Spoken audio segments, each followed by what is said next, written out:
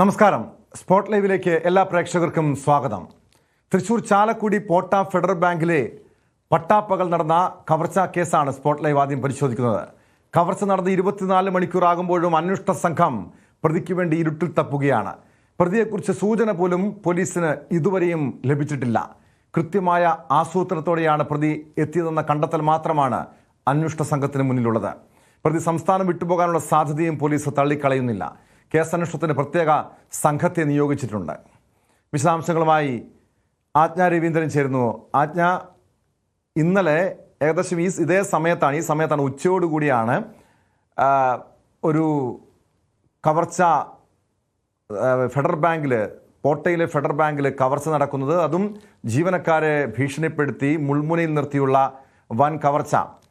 ഇതുവരെയും ഈ സംഭവം നടന്ന് 24 മണിക്കൂർ കഴിഞ്ഞിട്ടും പ്രതിയെക്കുറിച്ച് ഒരു സൂചന ലഭിച്ചിട്ടില്ല. ആ പ്രതിയുടെ വാഹനം പോലും കണ്ടെത്താൻ ഇതുവരെയും കഴിഞ്ഞിട്ടില്ല. എങ്ങോട്ടേക്കാണ്, സംസ്ഥാനം വിട്ടു എന്ന ചില സൂചനകൾ ഉണ്ടെങ്കിൽ പോലും കൃത്യമായ വിവരം അന്വേഷണ സംഘത്തിന് ഇതുവരെയും ഇല്ല എന്നാണോ മനസ്സിലാക്കേണ്ടത്?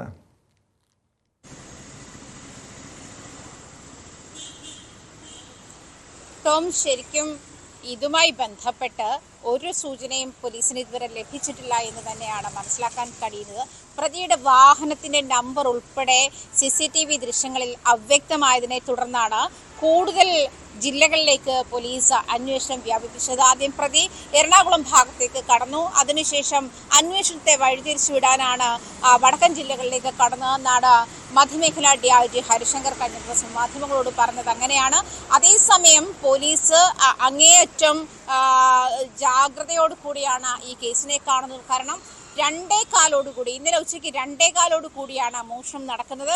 2.5 മിനിറ്റാണ് പ്രതി ഇവിടെ നിന്നും കൗണ്ടറിൽ നിന്നും പണം മോഷ്ടിച്ച് പുറത്ത് കടക്കാനെടുത്തത്. ഇതുമായി ബന്ധപ്പെട്ട് കയ്യുറകളും ജാക്കറ്റും ഹെൽമറ്റും ഒക്കെ ധരിച്ചിട്ട് തന്നെ, അതായത് തന്റെ ഐഡന്റിറ്റി വെളിപ്പെടാതിരിക്കാനുള്ള എല്ലാ മുൻകരുതലുകളും പ്രതി കൈക്കൊണ്ടിരുന്നു. പക്ഷെ ബാങ്ക് ജീവനക്കാരുടെ പിന്തുണ ഇതിനുണ്ടോ, അവരുടെ സഹായമുണ്ടോ എന്നുള്ള കാര്യം അന്വേഷിച്ചു വരുന്നുണ്ട്. അത്തരം കാര്യങ്ങൾ ഉറപ്പിക്കാൻ ഇനിയും സമയമുണ്ട് എന്ന് തന്നെ പോലീസ് വിലയിരുത്തുന്നുണ്ട്. അതേസമയം ATM-ൽ നിന്നും എടുത്തിരുന്ന 47 ലക്ഷം രൂപ ഇരുന്നപ്പോൾ തന്നെ 3 കെട്ടാണ്, അതായത് 5 ലക്ഷം രൂപയുടെ 3 കെട്ടുമായാണ് പ്രതി പുറത്തേക്ക് കടന്നത്. 15 ലക്ഷം രൂപ മാത്രമേ അതിൽ നിന്ന് എടുത്തിട്ടുള്ളൂ എന്നുള്ള കാര്യത്തിലും അങ്ങനെ ഒരു കാര്യത്തിലും ദുരൂഹതയുണ്ട് പോലീസിന്. അതെന്തുകൊണ്ടാണ് അത്തരം ഒരു നീക്കത്തിലേക്ക് മാത്രം, അതായത് ധാരാളം പണം അവിടെ ഉണ്ടായിട്ട് പോലും അതെടുക്കാതെ 15 ലക്ഷം രൂപ മാത്രം എടുത്തുകൊണ്ട് എന്തുകൊണ്ടാണ് പ്രതി രക്ഷപ്പെട്ടത്? ഇത്തരം ചില കാര്യങ്ങൾ ഉയരുന്നുണ്ട്. ഇതുപോലെ വിവരങ്ങൾ പ്രോപ്പർ അല്ലാത്തത് കൊണ്ട് തന്നെ സംസ്ഥാനത്തിന് പുറത്തേക്ക് കൂടി അന്വേഷണം വ്യാപിക്കുന്നുണ്ട്. പ്രതി ഹിന്ദി സംസാരിച്ചു എന്ന് പറയുമ്പോഴും അന്യ സംസ്ഥാന തൊഴിലാളിയാണ് എന്ന് ഉറപ്പിക്കാൻ വരട്ടെ എന്ന് തന്നെയാണ് പോലീസ് നിലപാട്. കാരണം ഹിന്ദി സംസാരിച്ചത് കൊണ്ട് മാത്രം അതൊരു ഇതര സംസ്ഥാന തൊഴിലാളിയാണെന്ന് ഇത് തെറ്റിദ്ധരിപ്പിക്കാൻ, ഈ കേസ് അന്വേഷണം വഴിതിരിച്ചു വിടാൻ വേണ്ടി ഈ പ്രതി നടത്തിയ ഒരു ശ്രമമായിരിക്കാം അതുകൊണ്ടായിരിക്കുമല്ലോ ആ കവർച്ചയ്ക്കിടെ ഇയാൾ ഹിന്ദി സംസാരിച്ചത്. അങ്ങനെ ഈ അന്വേഷണത്തെ വഴിതിരിച്ചു വിടാനുള്ള നീക്കം പ്രതിയുടെ ഭാഗത്തു നിന്നും ഉണ്ടായിട്ടില്ലേ?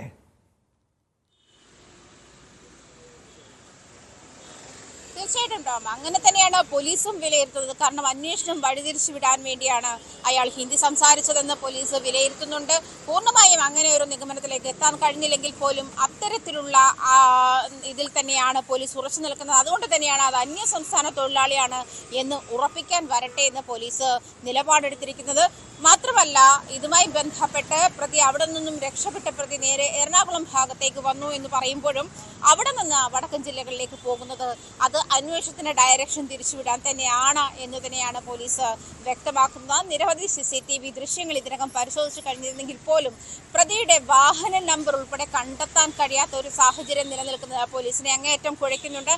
സംഭവം നടന്ന ഇപ്പോൾ 24 മണിക്കൂർ കഴിഞ്ഞിട്ടും പ്രതിയെപ്പറ്റി യാതൊരു തുമ്പും ലഭിച്ചിട്ടില്ല എന്നുള്ളതും പോലീസിനെ അങ്ങേയറ്റം കുഴയ്ക്കുന്നുണ്ട്. ഇതുമായി ബന്ധപ്പെട്ട ചാലക്കുടി DYSP ഓഫീസിൽ ഇതുമായി ബന്ധപ്പെട്ട അന്വേഷണ സംഘത്തിന് ഒരു റിവ്യൂ മീറ്റിംഗ് ചേർന്നിരുന്നു. ഇനി തുടരന്വേഷണം ഏത് തരത്തിൽ വേണം എന്നുള്ള ആലോചനകൾ, അതല്ലെങ്കിൽ അന്വേഷണം കൂടുതൽ ഊർജിതമാക്കാനുള്ള നീക്കങ്ങളൊക്കെ പോലീസിന്റെ ഭാഗത്തുനിന്നും ഉണ്ടാകുന്നുണ്ട്. അതിനുള്ള ആലോചനകൾ പുരോഗമിക്കുന്നുണ്ട്. പക്ഷേ 24 മണിക്കൂറിനുള്ളിലും പ്രതിയെപ്പറ്റി ഒരു വിവരവും ലഭിച്ചിട്ടില്ല എന്നുള്ളത് അങ്ങേയറ്റം ഖേദകരമാണ്. പോലീസിനെ സംബന്ധിച്ചിടത്തോളം പ്രതി ആരെന്നോ അതല്ലെങ്കിൽ ഏത് ലൊക്കേഷനുള്ള ആളെന്നോ ഏത് ഡയറക്ഷനിലേക്കാണ് അയാൾ പോയെന്നോ എന്നുള്ള കാര്യത്തിൽ ഇനിയും ഒരു വ്യക്തതയും വന്നിട്ടില്ല എന്ന കാര്യവും മുന്നോട്ട് വെക്കുകയാണ് പോലീസ്. അതുകൊണ്ട് തന്നെ അന്വേഷണം കൂടുതൽ ഊർജിതമാക്കാനുള്ള നീക്കത്തിൽ തന്നെയാണ് പോലീസ് ഉള്ളത്.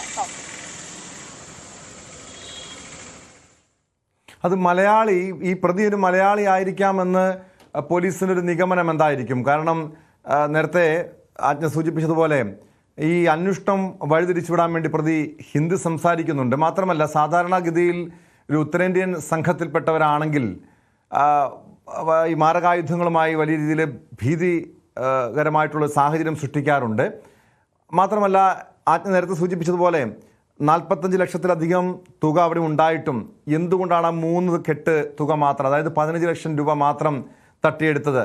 ഈ ചോദ്യമാണ് ഇവിടെ പല രീതിയിലുള്ള സംശയം ജനിപ്പിക്കുന്നത്. അതുകൊണ്ട് തന്നെയാണോ പോലീസ് ഇത് മലയാളി ആയിരിക്കാമെന്ന ഒരു നിഗമനത്തിൽ പോലീസിൻ്റെ അന്വേഷണം നീങ്ങുന്നത്?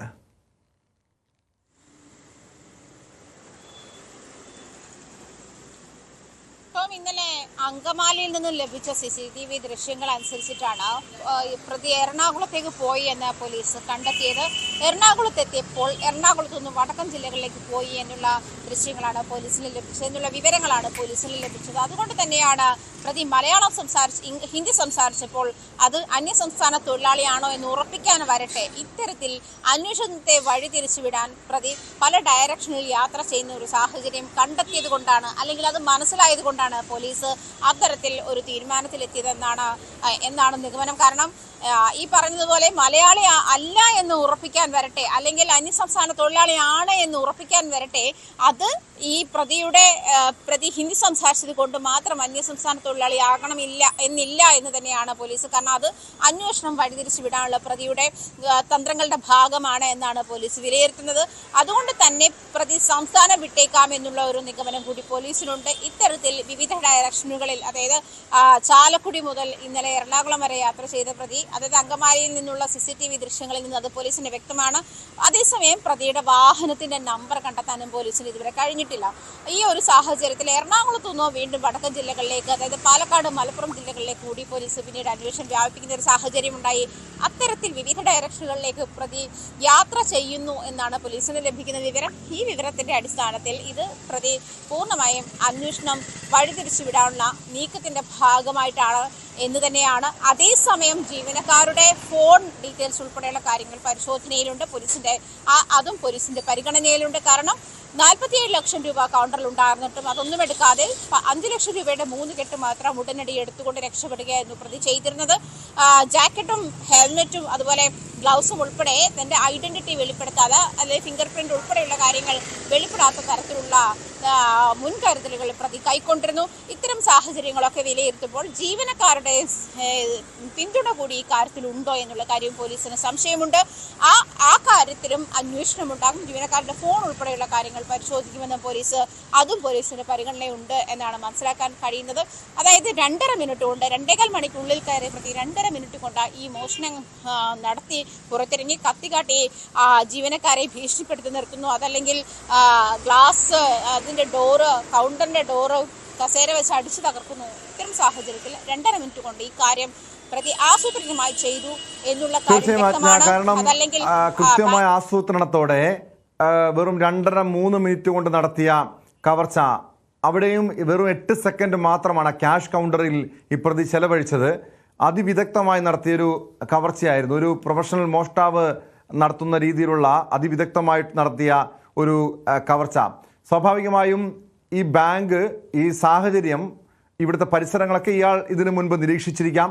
അതുകൊണ്ട് തന്നെ ഇതിന് മുമ്പുള്ള ഈ കവർച്ച നടക്കുന്നതിന് തൊട്ട് മുൻപുള്ള ദിവസങ്ങളിൽ പ്രതി ഇവിടെ എത്താനുള്ള സാധ്യതയില്ലേ? ഈ സ്ഥലങ്ങളൊക്കെ നിരീക്ഷിക്കാനുള്ള സാധ്യതയില്ല? അങ്ങനെയെങ്കിൽ ഇതിനു മുൻപുള്ള ദിവസങ്ങളിലെ CCTV ദൃശ്യങ്ങളൊക്കെ പരിശോധിച്ച് നോക്കിയാൽ ഒരുപക്ഷെ ഈ പ്രതിയിലേക്ക് എത്തുന്ന രീതിയിലുള്ള ചില സൂചനകൾ അന്വേഷണ സംഘത്തിന് ലഭിക്കില്ലേ?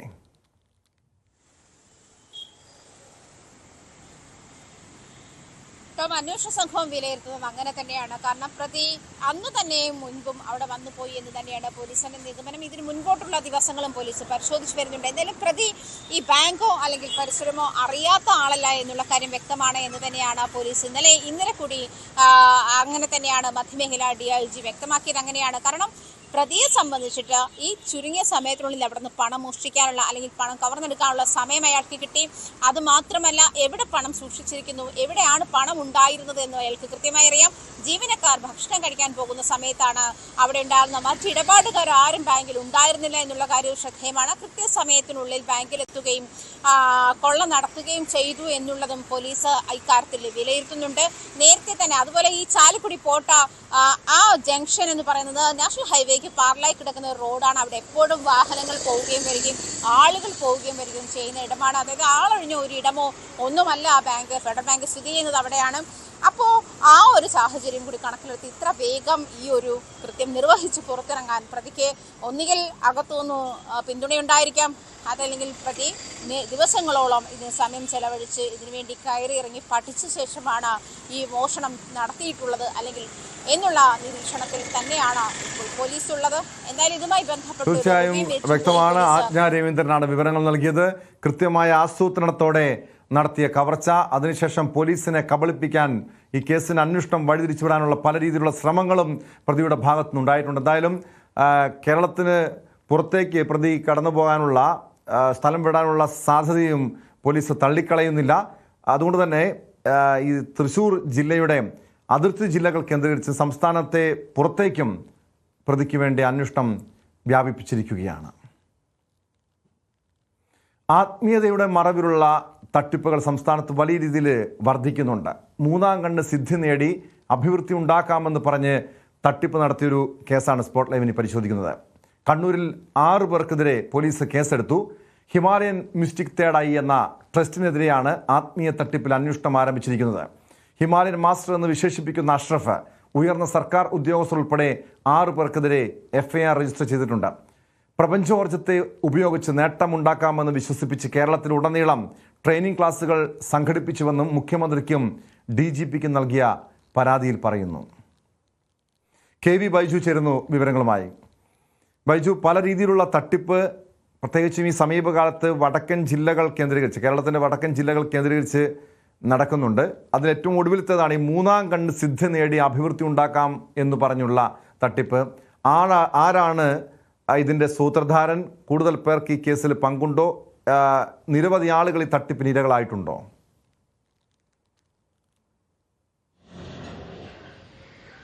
ടോമെ, ഞെട്ടിപ്പിക്കുന്ന വസ്തുതകളാണ് ഇപ്പോൾ ഈ സംഭവവുമായി ബന്ധപ്പെട്ട് പുറത്തു വരുന്നത്. അതായത് ഈ പരാതിക്കാർ പറയുന്നത് ഇത്തരത്തിൽ 12 കോടിയോളം രൂപയുടെ തട്ടിപ്പാണ് ഇവർ നടത്തിയതെന്നാണ്. നിലവിൽ ഡോക്ടർ അഷറഫും അതുപോലെ തന്നെ 5 പേർ, ഇത്തരത്തിൽ 6 പേരെയാണ് ഇപ്പോൾ പോലീസ് 6 പേർക്കെതിരെയാണ് കേസെടുത്തിട്ടുള്ളത്.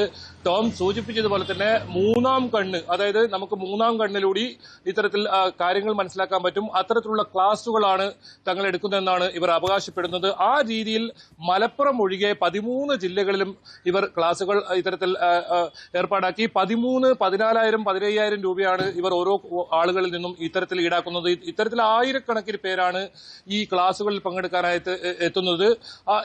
ഈ പ്രധാനമായും ഇയാൾ പറയുന്നത്, ഇയാൾ ഹിമാലയത്തിൽ നിന്നുള്ള 100ഓളം ഗുരുക്കന്മാർ ഇയാൾക്ക്, അഷ്റഫ് എന്ന് പറയുന്ന ആൾക്കുണ്ട്.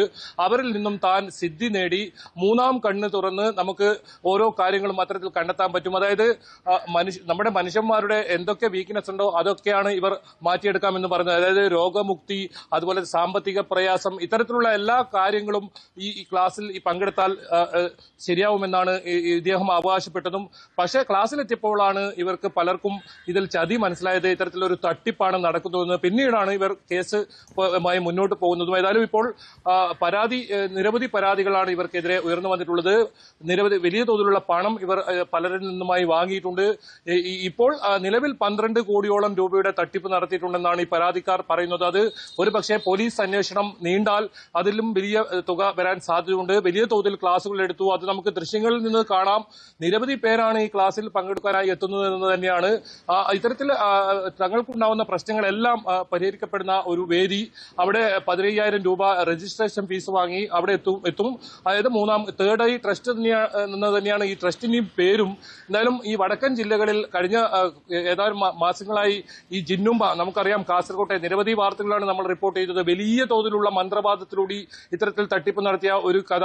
അതിൽ ഏറ്റവും പ്രധാനം സാമ്പത്തികമായി വലിയ തോതിൽ ഉന്നതരായുള്ളവരാണ് ഈ കേസിലൊക്കെ ഉൾപ്പെട്ടിട്ടുണ്ട് എന്നതാണ്. ഏതായാലും ഈ നിലവിൽ ഇപ്പോൾ ഈ കണ്ണൂർ രജിസ്റ്റർ ചെയ്ത കേസിൽ സാധാരണക്കാരായ ആളുകളാണ് കൂടുതലും വീണിട്ടുള്ളത്. ഇത്തരത്തിൽ സാമ്പത്തികമായി വലിയ നിലയിലുള്ളവരെയാണ് ഇതുപോലുള്ള തട്ടിപ്പ് സംഘങ്ങൾ ആത്മീയതയുടെ പേര് പറഞ്ഞ് പണം തട്ടിയെടുക്കുന്നത്. ബൈജു നേരത്തെ സൂചിപ്പിച്ചതുപോലെ കാസർകോട്ടെ ജിന്നുമ്മ, ഏറ്റവും ഒടുവിൽ ഈ മൂന്നാം കണ്ണ് തട്ടിപ്പ്. ഈ കണ്ണൂർ, കാസർഗോഡ് ആ പരിസരങ്ങളിൽ ജില്ലകളിൽ മാത്രമാണോ ഇയാൾ ഈ തട്ടിപ്പ് നടത്തിയിരുന്നത്, അതോ സംസ്ഥാനത്തെ മറ്റ് പലയിടങ്ങളിലും തട്ടിപ്പിന് ശ്രമിച്ചിരുന്നോ?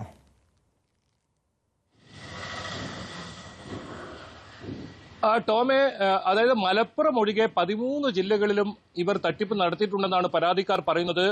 ഇത്തരത്തിൽ ക്ലാസുകൾ സംഘടിപ്പിച്ച് നിരവധി പേരിൽ നിന്നും രജിസ്ട്രേഷൻ ഫീസായി വലിയ തുക ഇത്തരത്തിൽ ഈടാക്കിയിട്ടുണ്ട് എന്ന് തന്നെയാണ് ഈ പരാതിക്കാർ പറയുന്നത്.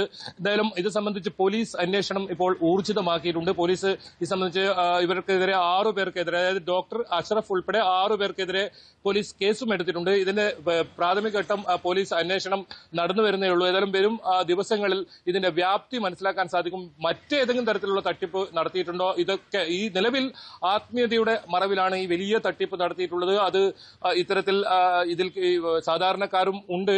എന്തായാലും ഞാൻ നേരത്തെ സൂചിപ്പിച്ചതുപോലെ തന്നെ ഇത്തരത്തിൽ മന്ത്രവാദവും ഇത്തരം പണം ഇരട്ടിപ്പിക്കാമെന്നും സ്വർണം ഇരട്ടിപ്പിക്കാമെന്നും പറഞ്ഞൊക്കെ വലിയ തട്ടിപ്പുകൾ നടക്കുന്നു. അതിലൊക്കെ ഉന്നതരായ ആളുകളും ഉൾപ്പെട്ടിട്ടുണ്ട്. പ്രധാനമായും ഇവർ ഇത്തരത്തിലുള്ള ആളെ പിടിക്കുന്നത് തന്നെ ഈ കേസുമായി മുന്നോട്ട് വരാൻ ഇവർ മടിക്കും. കാരണം തങ്ങളുടെ നാണക്കേട് ഭയന്ന് ഇവർ കേസുമായി മുന്നോട്ട് വരാൻ പല സംഭവത്തിലും ഭയക്കുന്നു എന്ന് തന്നെയാണ്. അതുകൊണ്ടാണ് ഇത്തരത്തിലുള്ള ആൾക്കാരെ, അതായത് സമൂഹത്തിൽ ഉന്നതരായുള്ള സാമ്പത്തികമായി ഉന്നത നിലയിലുള്ള ആൾക്കാരെ പിടിക്കുന്നത്. ഇവരെ പിടിച്ച് ഇത്തരത്തിൽ സ്വർണം ഇരട്ടിപ്പിക്കാമെന്നും ഒക്കെ പറഞ്ഞാണ് ഈ തട്ടിപ്പ് നടത്തുന്നത്. വലിയ തോതിൽ ഈ മന്ത്രവാദത്തിന്റെയും ഇത്തരത്തിൽ കാര്യങ്ങളൊക്കെ പറഞ്ഞാണ് ആത്മീയതയുടെ ഒക്കെ മറവിലാണ് തട്ടിപ്പെടുന്നത്. നമുക്കറിയാം, ഒരു ഭാഗത്ത് ഓൺലൈൻ ട്രേഡിംഗും മറ്റുമായി വലിയ തോതിൽ സൈബർ തട്ടിപ്പ് നടക്കുന്നു.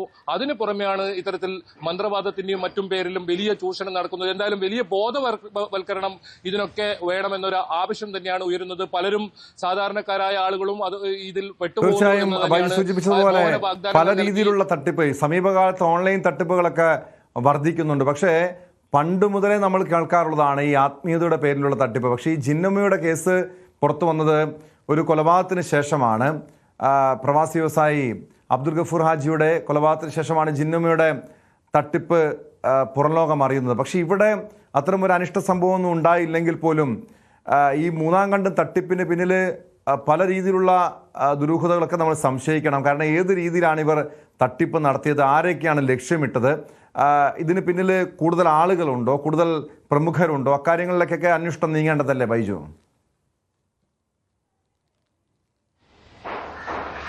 തീർച്ചയായും ടോമെ, കാസർകോട്ടെ ജിന്നുമ്മയുടെ കഥ വന്നാൽ അത് സാമ്പത്തികമായി ഉന്നതത്തിലുള്ള ആൾക്കാരെയാണ് ഇവർ ഇത്തരത്തിൽ കബളിപ്പിച്ചിട്ടുള്ളതെങ്കിൽ കണ്ണൂരിലെ കേസ് വിഭിന്നമാണ്, തികച്ചും വ്യത്യസ്തമാണ്. കാരണം സാധാരണക്കാരായ ആളുകളെയാണ് ഇവർ ഇതിൽ ഈ കെണിയിൽ വീഴ്ത്തിയിരിക്കുന്നത്. അത് 13,000, 14,000, 15,000 രൂപയൊക്കെ ഒരു രജിസ്ട്രേഷൻ ഫീസ്, ആ ഫീസ് വാങ്ങി ഇത്തരത്തിൽ ക്ലാസ് എടുത്തു കൊടുക്കുമെന്നാണ് പറയുന്നത്. ആ ക്ലാസ് കഴിയുന്നതോടുകൂടി ഇവർക്ക് വലിയ തോതിലുള്ള മൂന്നാം കണ്ണ് എന്ന് പറയുന്ന തേർഡ് ഐ എന്നൊക്കെ നമ്മൾ പറയാറില്ല, അത്തരം ഒരു സിദ്ധി കൈവരും. അതുകൊണ്ട് തന്നെ ഏതെങ്കിലും തരത്തിൽ ആരോഗ്യ പ്രശ്നങ്ങളുണ്ടെങ്കിൽ അവർക്ക്, അതുപോലെ തന്നെ സാമ്പത്തികമായി കടബാധ്യത ഉള്ളവർക്ക് അവർക്ക് അതിൽ നിന്ന് മോചനം, ഇങ്ങനെയൊക്കെ പലതരത്തിലുള്ള വാഗ്ദാനങ്ങൾ നൽകി ഇപ്പോഴും ഇത്തരത്തിൽ നമ്മൾ സമൂഹത്തിനിടയിൽ വഞ്ചിക്കപ്പെടാൻ കഴിയുന്നുണ്ട് എന്ന് തന്നെയാണ് ഇതിൽ ഏറ്റവും പ്രധാനം. നിരവധി വാർത്തകളാണ് ഇത്തരത്തിൽ പുറത്തു വരുന്നത്. എന്നിട്ടും ഇത്തരം സംഘങ്ങൾക്ക് ആളുകളെ കെണിയിൽ വീഴ്ത്താൻ കഴിയുന്നു എന്ന് എടുത്താണ് ഈ പോലീസും പറയുന്നത്. ഇതിൽ ഇവർ അത്രത്തോളം വിശ്വസനീയമായ കാര്യങ്ങളാണ് ഈ സാധാരണക്കാരായ ആളുകളെ ഇവർ വിശ്വസിപ്പിച്ചിരുന്നത്. ഹിമാലയത്തിൽ പോയി 100ഓളം ഇത്തരത്തിൽ ഗുരുക്കന്മാരുടെ നിന്നും സിദ്ധി നേടി, തനിക്ക് വലിയ തോതിലുള്ള ആ ഒരു സിദ്ധി നേടിയതിനു ശേഷമാണ് ഇങ്ങനെ ഇവർക്ക് ഇത് ചെയ്തു കൊടുക്കുന്നതൊക്കെ പറയുന്നു. അത്തരത്തിൽ ഇത് വിശ്വസിപ്പിക്കാൻ കഴിയുന്നുണ്ട് ഇപ്പോഴും എന്നതാണ് നമുക്ക് ഏറെ ആശ്ചര്യമായി തോന്നുന്നത്. എന്തായാലും ഇത് സംബന്ധിച്ച് പോലീസ് വലിയ തോതിലുള്ള അന്വേഷണം ആരംഭിച്ചിട്ടുണ്ട്. മറ്റ് ജില്ലകളിലേക്ക് കൂടി അന്വേഷണം വ്യാപിപ്പിക്കേണ്ടത്. നേരത്തെ പറഞ്ഞതുപോലെ തന്നെ മലപ്പുറം ഒഴികെ 13 ജില്ലകളിലും ഇത്തരത്തിൽ നിരവധി പേർ കബളിക്കപ്പെട്ടിട്ടുണ്ട്. ഏതായാലും ഇത് പരാതിയുമായി കൂടുതൽ പേർ രംഗത്ത് വന്നാൽ മാത്രമേ പോലീസിന് ഇത് സംബന്ധിച്ച് കൃത്യമായ അന്വേഷണം നടത്താൻ പറ്റൂ. ഏതായാലും നിലവിൽ ഒരാൾ മാത്രമാണ് ഇപ്പോൾ പരാതി നൽകിയിട്ടുള്ളത്. ആ പരാതിയുടെ അടിസ്ഥാനത്തിൽ പശ്ചാത്തലത്തിലാണ് ഡോക്ടർ അഷറഫ് ഉൾപ്പെടെ 6 പേർക്കെതിരെ കേസ് എടുത്തിരിക്കുന്നത്. ഇവരെ കസ്റ്റഡിയിലെടുത്ത് കൂടുതൽ ചോദ്യം ചെയ്ത് ഏതൊക്കെ രീതിയിൽ മറ്റ് രീതിയിലുള്ള തട്ടിപ്പുകൾ നടത്തിയിട്ടുണ്ടോ എന്ന കാര്യങ്ങളൊക്കെ ഏതായാലും പോലീസ് മനസ്സിലാക്കുക. ഏതായാലും നിലവിൽ 12 കോടിയോളം രൂപയുടെ തട്ടിപ്പുണ്ടെന്നാണ് നമുക്ക് മനസ്സിലാക്കാൻ സാധിക്കുന്നത്. ഇത്തരത്തിൽ ഇവർ മാസങ്ങളായി നടത്തിയ ഈ ഒരു വിവരങ്ങൾ നൽകിയത്. വലിയ രീതിയിൽ 12 കോടിയുടെ തട്ടിപ്പ് ഈ മൂന്നാം കണ്ണ് തട്ടിപ്പുമായി ബന്ധപ്പെട്ട് നടന്നിട്ടുണ്ട്. വിശ്വാസത്തിന്റെ മറവില്, അന്ധവിശ്വാസത്തിന്റെ മറവിൽ തട്ടിപ്പ് നടത്തിയിട്ടുള്ള പുതിയൊരു കേസാണ് ഇപ്പോൾ പുറത്തു വന്നിരിക്കുന്നത്. എറണാകുളം ചേന്നമംഗലം കൂട്ടക്കൊല മുൻവൈരാഗ്യത്തോടെയുള്ള കൊടും ക്രൂരതയെന്ന് കുറ്റപത്രം. പ്രതി ഋതുവിന് ജിതിൻ ബോസിന്റെ കുടുംബത്തോട് അടങ്ങാത്ത പകയായിരുന്നു. കൊലയ്ക്ക് ശേഷം പക തീർത്തു എന്ന് വിളിച്ചു പറഞ്ഞതായി സാക്ഷിമൊഴിയുണ്ടെന്നും 1000 പേജുള്ള കുറ്റപത്രത്തിൽ പറയുന്നു. പ്രതി ലഹരിക്കടിമയാണ്, എന്നാൽ മാനസിക പ്രശ്നങ്ങൾ ഒന്നുമില്ല. ആകെ 112 സാക്ഷികളുള്ള കേസിൽ 60 തെളിവ് രേഖകളാണ് ഉള്ളത്. അല്പസമയത്തിനകം തന്നെ വടക്കൻ പറവൂർ മജിസ്ട്രേറ്റ് കോടതിയിൽ അന്വേഷണ സംഘം കുറ്റപത്രം സമർപ്പിക്കും. ഡാനി ഇപ്പോൾ ചേരുന്നു വിവരങ്ങളുമായി. ഡാനി, ഈ സംഭവം നടന്നു 1 മാസത്തിനുള്ളിൽ തന്നെ കുറ്റപത്രം സമർപ്പിക്കുന്നു. അതിവേഗത്തിലുള്ള നീക്കങ്ങളായിരുന്നു, അന്വേഷണമായിരുന്നു ഈ കേസിൽ പോലീസിന്റെ ഭാഗത്തുനിന്നുണ്ടായത്. എന്തൊക്കെ കാര്യങ്ങളാണ് കുറ്റപത്രത്തിൽ ചൂണ്ടിക്കാണിക്കുന്നത്?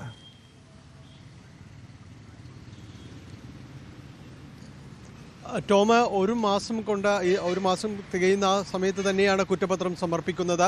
ഇതിൽ ഏറ്റവും എടുത്തു പറയാനുള്ളത് ഈ പ്രതിക്ക് മാനസിക അസ്വസ്ഥങ്ങളോ കാര്യങ്ങളോ ഒന്നുമില്ല, പക്ഷേ ലഹരിക്ക് അടിമയാണ്. ഇയാൾ കരുതിക്കൂട്ടി ചെയ്ത കൊലപാതകം തന്നെയാണ്. കാരണം ഈ കൃത്യത്തിന് ശേഷം, കൊലപാതകങ്ങൾക്ക് ശേഷം ഇയാൾ വിളിച്ചു പറഞ്ഞത് താൻ പക തീർത്തു എന്നാണ് വിളിച്ചു പറഞ്ഞത്.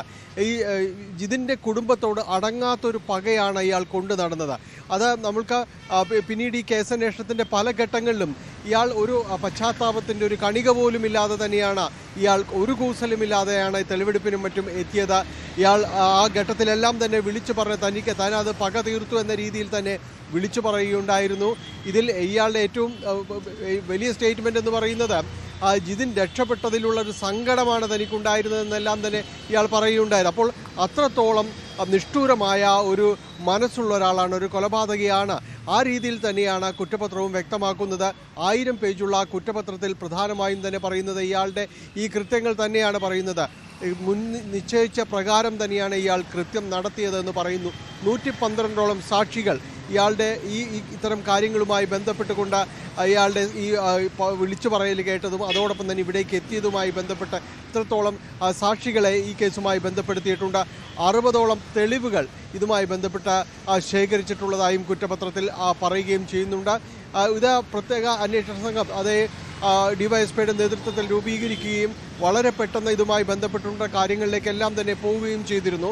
എന്തായാലും കേരളം മനസാക്ഷിയെ തന്നെ ഞെട്ടിച്ച ഒരു കൂട്ടക്കൊലപാതകമായിരുന്നു നടന്നത്. ചേന്ദമംഗലത്ത് ഒരു കുടുംബത്തിലെ 3 പേരെയാണ് വെട്ടിക്കൊലപ്പെടുത്തിയത്. അയൽവാസിയായ ഈ ഋതു കൊലപ്പെടുത്തുന്ന 3 പേരെ കൊലപ്പെടുത്തുന്നു. ഇപ്പോൾ ചികിത്സയിൽ കഴിയുന്ന ജിതിൻ്റെ നില ഗുരുതരമായിട്ട് തന്നെയാണ് തുടരുന്നത്. ഇയാളുടെ അച്ഛനെയും അമ്മയെയും ഭാര്യയുമാണ് കൊലപ്പെടുത്തിയത്. ഇവരുടെ കുട്ടികൾ അവരുടെ മുന്നിലിട്ടായിരുന്നു ഈ കൊലപാതകം അരങ്ങേറിയത്. ഇതെല്ലാം കുറ്റപത്രത്തിൽ സവിസ്തരം പറയുന്നുണ്ട്. ഇത്തരം കാര്യങ്ങളെല്ലാം തന്നെ പറയുന്നുണ്ട്. അതുകൊണ്ട് പ്രതിക്ക് പരമാവധി ശിക്ഷ ഉറപ്പിക്കുക എന്ന ലക്ഷ്യത്തോടു കൂടി തന്നെയാണ് അന്വേഷണം വളരെ പെട്ടെന്ന് പൂർത്തീകരിക്കുകയും സാധ്യമായ എല്ലാ തെളിവുകളും ക്രോഡീകരിക്കുകയും ചെയ്തത്. കൂടുതൽ സാക്ഷികളുണ്ട് ഈ കൃത്യത്തിന്. അതുമാത്രമല്ല, കേരള സമൂഹം ഒന്നടങ്കം ആഗ്രഹിക്കുന്നതും അത് തന്നെയാണ്. പ്രതി ഋതുവിന് പരമാവധി ശിക്ഷ നൽകണം. അതിനുവേണ്ടിയുള്ള പരമാവധി നീക്കങ്ങൾ പോലീസിന്റെ ഭാഗത്തു നിന്ന് ഉണ്ടാകുന്നുമുണ്ട്. പക്ഷേ ഇവിടെ തുടക്കത്തിൽ ഉണ്ടായ ഒരു ആശങ്ക ഇതായിരുന്നു. പ്രതി മാനസിക പ്രശ്നങ്ങളുള്ള വ്യക്തിയാണ്. ഇതിനു മുൻപ് ചില ലഹരി കേസിലൊക്കെ പിടിക്കപ്പെട്ടപ്പോൾ ഈ ഒരു ആനുകൂല്യത്താൽ, അതായത് താനൊരു മനോരോഗിയാണ് എന്ന നിയമത്തിൻ്റെ ആനുകൂല്യത്താൽ പലപ്പോഴും ജയിലിൽ നിന്നും പുറത്തിറങ്ങുന്നൊരു സാഹചര്യമുണ്ടായി. അത് പോലീസിനെയൊക്കെ അറിയിച്ചിട്ട് പോലും ഇയാൾ പലപ്പോഴും നാട്ടുകാർക്ക്, അയൽവാസികൾക്ക് നേരെ കൊലവിളി മുഴക്കിയിട്ടും പോലീസ് നടപടി സ്വീകരിച്ചില്ല. അങ്ങനെ പോലീസിനെതിരെ പോലും വലിയ ആക്ഷേപം നേരിട്ടൊരു കേസാണ്. പക്ഷെ ഇവിടെ പ്രതിക്ക് അത്തരമൊരു മാനസിക പ്രശ്നങ്ങൾ ഇല്ല എന്ന് തന്നെയാണോ പോലീസ് വ്യക്തമാക്കുന്നത്?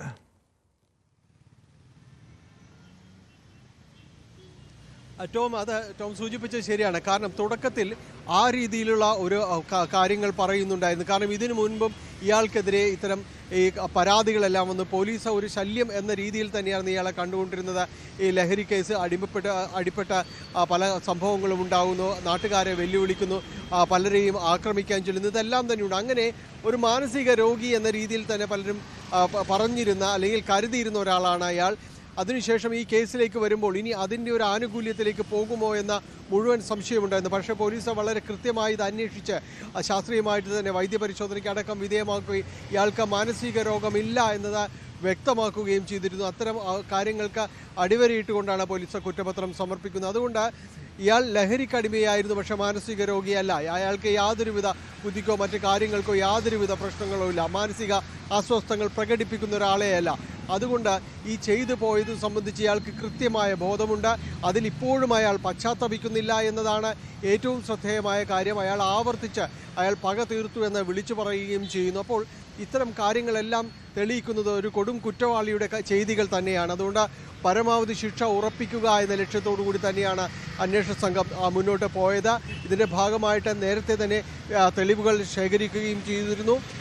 ഇയാളുടെ ഈ വെല്ലുവിളികൾ പലപ്പോഴും ഉണ്ടായിട്ടുള്ള ആളുകൾ ചുറ്റുപാടുമുള്ളവർ അവരെല്ലാവരും ഈ കേസിലെ സാക്ഷികളാകുകയും ചെയ്യുന്നുണ്ട്. ഇയാൾ ആയുധം വലിച്ചെറിയുന്നത് കണ്ടവരുണ്ട്. അങ്ങനെ നിരവധിയായ കാര്യങ്ങൾ. ഒപ്പം തന്നെ ആ 2 പിഞ്ചു കുരുന്നുകൾ അവർക്ക് കൂടി ഏറ്റ മാനസികാഘാതം വളരെ വലുതാണ്. അതുകൊണ്ട് അവരുടെ മുന്നിലാണ് അവരുടെ മുത്തച്ഛനും എല്ലാവരും തന്നെ കൊല്ലപ്പെടുകയും ചെയ്യുന്നു. അപ്പോൾ ഇത്തരം കാര്യങ്ങളെല്ലാം തന്നെ കുറ്റപത്രത്തിലേക്ക് വരുന്നു, ഇയാളുടെ ചെയ്തികളെല്ലാം. അതുകൊണ്ട് പരമാവധി ശിക്ഷ ഉറപ്പിക്കുക എന്ന രീതിയിൽ തന്നെയാണ് അന്വേഷണ സംഘം മുന്നോട്ട് പോയത്. ഇന്ന് അല്പസമയത്തിനകം തന്നെ കുറ്റപത്രം പറവൂർ മജിസ്ട്രേറ്റ് കോടതിയിൽ സമർപ്പിക്കുകയും ചെയ്യും. ടോം.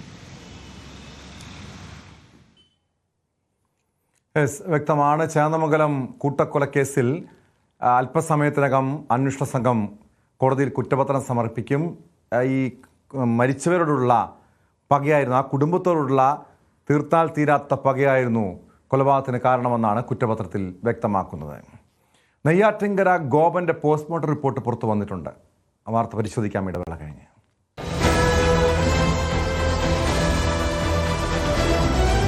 സ്പോട്ട് ലൈവിലേക്ക് വീണ്ടും. കേരളം ഈ സമീപകാലത്ത് ഏറെ ചർച്ച ചെയ്ത കേസാണ് നെയ്യാറ്റിൻകര ഗോപൻ സ്വാമിയുടെ സമാധി വിവാദം.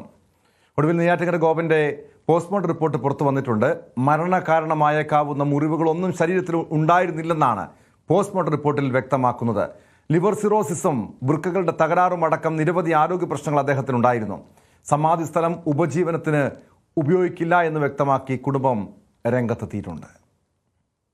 ഈ സമാധിയിൽ വരുന്ന വരുമാനം ഒരിക്കലും നമ്മളെ കുടുംബത്തിന് വേണ്ടി ഒരിക്കലും നമ്മുടെ നിത്യോപജീവന മാർഗത്തിന് ഒരിക്കലും ഉപയോഗിക്കത്തില്ല. അങ്ങനെ പറയുന്നവർ ഒരുപാട് പേരുണ്ട്. ഇത് വെച്ച് ഇനി ഒരുപാട് ഉപജീവന മാർഗം നമ്മൾ അധ്വാനിച്ച് തന്നെയാണ് നമ്മൾ ജീവിക്കാൻ തീരുമാനിച്ചിരിക്കുന്നത്. പണ്ടെങ്ങനെയാണോ ഒരു പശു വളർത്തുവാൻ വേണ്ടിയിട്ട് നമ്മൾ അച്ഛൻ തന്നെയാണ് അത് ഭഗവാൻ അഭിഷേകത്തിനും വേണം, നമ്മുടെ നിത്യോപജീവനമാവും. അതിനുള്ള രീതിയിൽ തന്നെയാണ് പശു വളർത്താൻ തീരുമാനിച്ചിരിക്കുന്നത്. അതിന് ഒരു മാറ്റമില്ല, അധ്വാനിച്ച് തന്നെ ജീവിക്കും. ഈ ക്ഷേത്രത്തിനെ വിൽക്കുവാനോ അതുപോലെ തന്നെ ഇതിനെ ഈ ഒരു ട്രസ്റ്റിനെ ഉടമ്പടി റദ്ദാക്കാനോ എനിക്ക് പോലും അധികാരാവകാശങ്ങളില്ല. ക്ഷേത്രനെ വിൽക്കാൻ പറ്റത്തില്ല. ഭഗവാന്റെ പൂജാതി കാര്യങ്ങൾ നിത്യവും ചെയ്ത് മാത്രമേ മുമ്പോട്ട് പോകാൻ പറ്റുള്ളൂ. അതങ്ങനെ തന്നെ ഭക്തി മാർഗത്തിൽ പോകാൻ തന്നെ താല്പര്യം. അല്ലാതെ ഭഗവാന്റെ പണം എടുത്തിട്ട് ഒരിക്കലും ജീവിക്കേണ്ട ഒരു കാര്യമില്ല ഈ കുടുംബത്തിന്. ഇത് തന്നെയാണ് എനിക്ക് പറയാനുള്ളത്. അമ്മക്ക് പറയാനുണ്ടോ? ഭഗവാൻ തന്ന ഭാഗ്യങ്ങളെല്ലാം ഞങ്ങൾ കളഞ്ഞു കുടിച്ചിട്ടില്ല. കാരണം ഈ ക്ഷേത്ര നടയിൽ ഇവിടെ എന്തൊക്കെ ചെയ്താലും ഭഗവാൻ അറിയാതെ ഞങ്ങൾക്കൊന്നും തന്നെ ചെയ്യാൻ പറ്റൂല.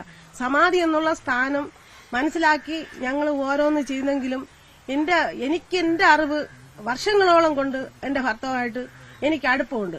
അപ്പൊ ഒരുപാട് സമാധി സ്ഥലത്ത് അവര് പോയിട്ടുണ്ട്, എന്നെയും കൊണ്ടുപോയിട്ടുണ്ട്. മരുത്തോമലയിൽ ഞാൻ 2 പ്രാവശ്യം അവിടുത്തെ ഗുഹയില് അവിടെ ഞാൻ അതിനകത്ത് ശിവലിംഗം ഇരിക്കുന്നിടത്ത് പോയി ധ്യാനം എന്റെ ഭർത്താവിനോടൊപ്പം ഞാൻ സകല കാര്യങ്ങൾക്കും ഉൾപ്പെട്ട് ഈ ക്ഷേത്രം വയ്ക്കുന്ന സമയത്തും ഈ ക്ഷേത്രം തുടക്കം മുതൽ ഇതുവരെയും എന്റെ ഭർത്താവായിട്ട് എന്റെ മക്കളുമായിട്ട് അങ്ങനെ സഹകരിച്ച് പോയെങ്കിലും മക്കളെ പഠിത്തത്തിലേക്ക് വിട്ടിട്ട് ഞങ്ങൾ രണ്ടുപേരും പ്രയത്നിച്ച് അധ്വാനിച്ച് ജീവിച്ച് ഇതുവരെ ഇനിയും മേളിൽ നമ്മൾ അധ്വാനിച്ച് തന്നെ കാര്യങ്ങൾ മുമ്പോട്ട് കൊണ്ടുപോകാൻ ഞങ്ങൾ ശ്രമിക്കുന്നുണ്ട്. പക്ഷേ ഈ നാടും ഈ ലോകം ഭഗവാന്റെ മുമ്പ് ഈ ഉദിക്കുന്ന സൂര്യൻ സത്യത്തിൽ ഭഗവാന്റെ നാമത്തിൽ ഞങ്ങൾ ചെയ്യുന്ന കാര്യങ്ങളെല്ലാം സത്യമായിരിക്കുമെന്നും വിശ്വാസം കൊണ്ട് ഞാൻ ഭഗവാനുമായിട്ട് ഓം നമഃശിവായ.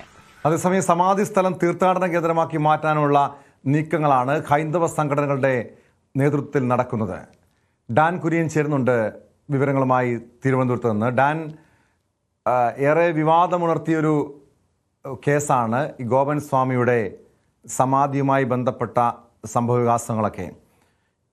ഏറ്റവും ഒടുവിൽ പോസ്റ്റ്മോർട്ടം റിപ്പോർട്ടിൽ ഈ മറ്റു രീതിയിലുള്ള ഒരു പരിക്കോ ചതവോ മരണകാരണമായേക്കാവുന്ന മറ്റു പ്രശ്നങ്ങളൊന്നും ഇല്ല എന്ന്, ഒരു ദുരൂഹതകളൊന്നും ഇല്ല എന്ന് പറയുന്നുണ്ട്. അങ്ങനെ പൂർണ്ണമായി ഈ കേസിൽ ദുരൂഹത നീങ്ങിയിട്ടുണ്ടോ?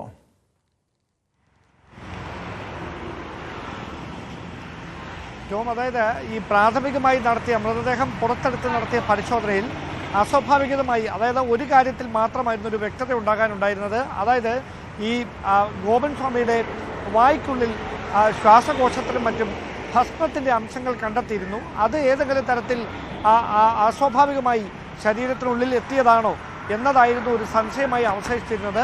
പോസ്റ്റ്മോർട്ടം റിപ്പോർട്ട് പുറത്തു വന്നതിലൂടെ ആ കാര്യത്തിലും വ്യക്തതയുണ്ടായിരിക്കുന്നു. മരണത്തിലേക്ക് നയിക്കുന്ന തരത്തിൽ ഈ ഭസ്മം വായിലുണ്ടായിരുന്നതോ ശ്വാസകോശത്തിലുണ്ടായിരുന്നതോ ഒന്നും മരണത്തിലേക്ക് നയിക്കുന്നതിന് കാരണമായിട്ടില്ല എന്നാണ് റിപ്പോർട്ടിൽ വ്യക്തമായി പരാമർശിക്കുന്നത്. അതോടൊപ്പം ലിവർ സിറോസിസ് ഉൾപ്പെടെ ഗുരുതരമായ ആരോഗ്യ പ്രശ്നങ്ങൾ ഗോപൻ സ്വാമിക്ക് ഉണ്ടായിരുന്നുവെന്ന് വ്യക്തമാക്കുന്ന തരത്തിലാണ് ഈ റിപ്പോർട്ട് പുറത്തു വന്നിരിക്കുന്നത്. അതോടൊപ്പം അദ്ദേഹത്തിൻ്റെ കാലിൽ അൾസർ ഉണ്ടായിരുന്നു, മറ്റ് ചില ശാരീരികമായ അസ്വസ്ഥതകൾ, വൃക്കയ്ക്ക് സിസ്റ്റ് ഉണ്ടായിരുന്നു. ഇങ്ങനെ ചില ശാരീരികമായ ബുദ്ധിമുട്ടുകൾ നെയ്യാറ്റിൻകര ഗോപനെ അലട്ടിയിരുന്നുവെന്ന് വ്യക്തമാക്കുന്നതാണ് ഈ റിപ്പോർട്ട്. അതോടൊപ്പം ശരീരത്തിൽ 4 ചതവുകൾ ഉണ്ടായിട്ടുണ്ട് എന്ന് ഈ റിപ്പോർട്ടിൽ എടുത്ത് പറയുന്നുണ്ട്. അത് ചെവിക്ക് പുറകിലും മറ്റുമായിട്ടാണ് ഈ ചതവുകൾ. ഒരുപക്ഷെ അത് ഈ സമാധി സ്ഥലത്ത്, അതായത് അദ്ദേഹത്തിൻ്റെ മരണത്തിന് ശേഷം ഈ സമാധി സ്ഥലം പണിയുന്നതുമായി ബന്ധപ്പെട്ടുണ്ടായ നിർമ്മാണത്തിനിടെ മറ്റോ സംഭവിച്ചതാണോ എന്ന് വ്യക്തതയില്ല. അതുമാത്രമാണ് ഒരു ചതവുകളോ മുറിവുകളോ ആയി ദേഹത്ത് ബാക്കിയുണ്ടായിരുന്നത്. അത് പക്ഷേ മരണത്തിലേക്ക് നയിച്ച തരത്തിലുള്ള മുറിവുകളല്ല എന്നും കൃത്യമായി തന്നെ അവിടെ പരാമർശിക്കുന്നുണ്ട്. ഇനി ഒരു കാര്യത്തിൽ മാത്രമാണ് വ്യക്തത വരാനുള്ളത്.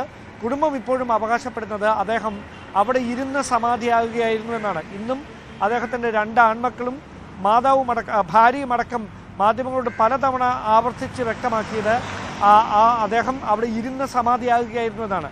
അവിടെ മാത്രമാണ് ഒരു വ്യക്തത കൈവരാനുള്ളത്. അദ്ദേഹം കിടപ്പ് രോഗിയായിരുന്നുവെന്ന് നാട്ടുകാരിൽ ഒരു വിഭാഗം പറയുന്നു. അദ്ദേഹത്തെ പുറത്തേക്ക് കാണാറില്ലായിരുന്നു എന്ന് പറയുന്നു.